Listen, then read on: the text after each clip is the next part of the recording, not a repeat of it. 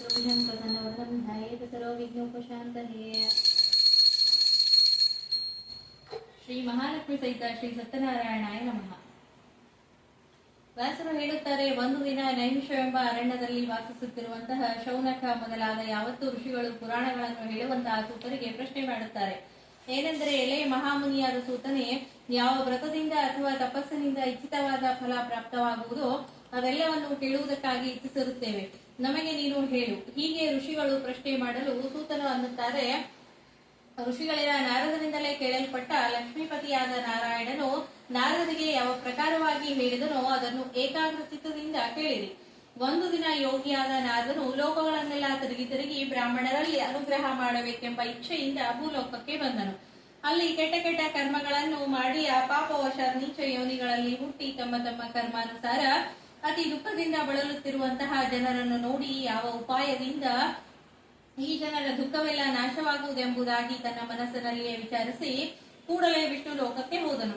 ಅಲ್ಲಿ ಶುಕ್ಲವರ್ಣನಾಗಿಯೂ 4 ಕೈಗಳಿಂದ ಯುಕ್ತನಾಗಿಯೂ ಇದ್ದು ಆ 4 ಕೈಗಳಲ್ಲಿ ಶಂಖ, ಚಕ್ರ, ಗದ ಮತ್ತು ಪದ್ಮಗಳನ್ನು ಧರಿಸಿ ಕೊರಳಲ್ಲಿ ವರಮಾಲೆಯಿಂದ ಶೋಭಿಸುತ್ತಿರುವಂತಹ ಷಡ್ಗುಣೈಶ್ವರ್ಯ ಸಂಪನ್ನನಾದ ಶ್ರೀಮನ್ನಾರಾಯಣನನ್ನು ನೋಡಿ ದೇವತೆಗಳಿಗೆ ಒಡೆಯನಾದ ಆ ಭಗವಂತನನ್ನು ನಾರದನು ಸುತ್ತಲಾರಂಭಿಸಿದನು. ನಾರದನ ಅನ್ನುತ್ತಾನೆ, ವಚನಗಳಿಗೂ ಮನಸ್ಸಿಗೂ ದೂರನಾದಂತವನು, ಅನಂತ ಶಕ್ತಿ ಉಳ್ಳವನು ಮತ್ತು ಹುಟ್ಟೋಣ, ಬೆಳೆಯೋಣ, ಸಾಯೋಣ ಇವುಗಳಿಲ್ಲದವನು, ಸತ್ವಾದಿ ಪ್ರಕೃತ ಗುಣಗಳಿಂದ ರಹಿತನು, ಆನಂದಾದಿ ಗುಣಗಳಿಂದ ಪೂರ್ಣನು, ಯಾವತ್ತರಿಗೂ ನೀನು ಆದಿಭೂತನು ಮತ್ತು ನಿನ್ನ ಭಕ್ತರ ದುಃಖಗಳನ್ನೆಲ್ಲ ದೂರ ಮಾಡುವಂತಹ ನಿನಗೆ ನಮೋ ನಮಃ. ಈ ಬಗೆಯಾಗಿ ಸ್ತುತಿಸುವಂತಹ ನಾರದರ ಸ್ತೋತ್ರವನ್ನು ಕೇಳಿ ಭಗವಂತನು ಅನ್ನುತ್ತಾನೆ, ಎಲೆ ನಾರದನೇ, ಇಲ್ಲಿ ನೀನು ಯಾವ ಕಾರಣದಿಂದ ಬಂದಿರುವಿ ಮತ್ತು ನಿನ್ನ ಮನಸ್ಸಿನಲ್ಲಿ ಏನಿರುವುದು ಇದನ್ನೆಲ್ಲ ನನಗೆ ತಿಳಿಸು, ಅಂದರೆ ಅದನ್ನೆಲ್ಲ ಸವಿಸ್ತಾರವಾಗಿ ನಿನಗೆ ನಾನು ಹೇಳುವೆನೆಂದೆನ್ನಲು ನಾರದರು ಅನ್ನುತ್ತಾರೆ, ಭಗವಾನ್, ಮನುಷ್ಯ ಲೋಕದಲ್ಲಿರುವ ಜನರೆಲ್ಲರೂ ತಮ್ಮ ತಮ್ಮ ಪಾಪ ಕರ್ಮಗಳಿಂದ ನೀಚ ಯೋನಿಗಳಲ್ಲಿ ಹುಟ್ಟಿ ಬಹು ವಿಧವಾಗಿ ದುಃಖ ಪಡುತ್ತಿರುವರು.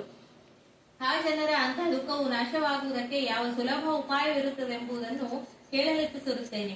ಆದರೆ ನಿನ್ನ ಅಂತಃಕರಣವು ನನ್ನಲ್ಲಿ ಪೂರ್ಣವಾದದ್ದು ನಿಜವಾದರೆ ಅಂತಹ ಉಪಾಯವನ್ನು ನನಗೆ ನೀನು ತಿಳಿಸೆಂದು ಪ್ರಾರ್ಥಿಸಲು ಭಗವಂತನು ಅನ್ನುತ್ತಾನೆ, ನಾರದನೇ, ಜನರಲ್ಲಿ ಅನುಗ್ರಹ ಮಾಡುವ ಅಪೇಕ್ಷೆಯಿಂದ ನನಗೆ ನೀನು ಬಹಳ ಚೆನ್ನಾಗಿ ಪ್ರಶ್ನೆ ಮಾಡಿದಿ, ಒಳ್ಳೆಯದು.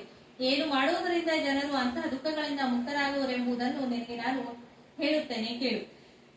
ಸ್ವರ್ಗದಲ್ಲಿಯೂ ಮತ್ತು ಮನುಷ್ಯ ಲೋಕದಲ್ಲಿಯೂ ಅತಿ ದುರ್ಲಭವಾದಂತಹ ಒಂದು ವ್ರತವಿರುತ್ತದೆ. ಆದರೆ ನಾರದನೇ, ನಿನ್ನಲ್ಲಿ ನನ್ನ ಪ್ರೀತಿಯು ಬಹಳ ಇದ್ದ ಪ್ರಯುಕ್ತ ಆ ವ್ರತವು ಅತಿ ಗೌಪ್ಯವಾದದ್ದಾದರೂ ನಿನ್ನ ದ್ವಾರ ಅದು ಪ್ರಖ್ಯಾತಿಯನ್ನು ಹೊಂದುವುದಕ್ಕಾಗಿ ಹೇಳುತ್ತೇನೆ, ಕೇಳು.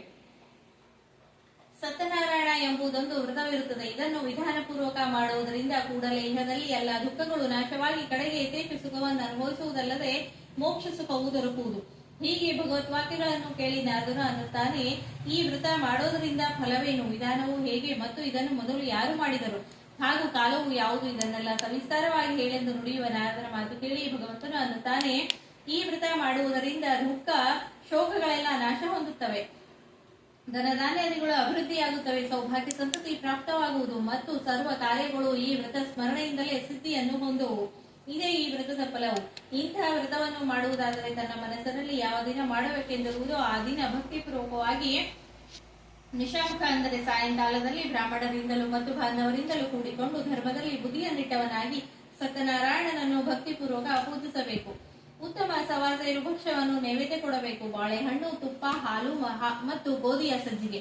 ಗೋಧಿ ಸಜ್ಜಿಗೆ ಸಿಗದಿದ್ದ ಪಕ್ಷದಲ್ಲಿ ಅಕ್ಕಿಯ ಸಜ್ಜಿಗೆಯಲ್ಲಿ ಸಕ್ಕರೆ ಇಲ್ಲದಿದ್ದರೆ ಬೆಲ್ಲವನ್ನು ಒಂದೇ ಪಾತ್ರೆಯಲ್ಲಿ ಎಲ್ಲ ಪದಾರ್ಥಗಳನ್ನು ಸವಾಸೇರಿನಂತೆ ಕೂಡಿಸಿ ಬೇಯಿಸಿ ನಿವೇದನೆ ಮಾಡಬೇಕು.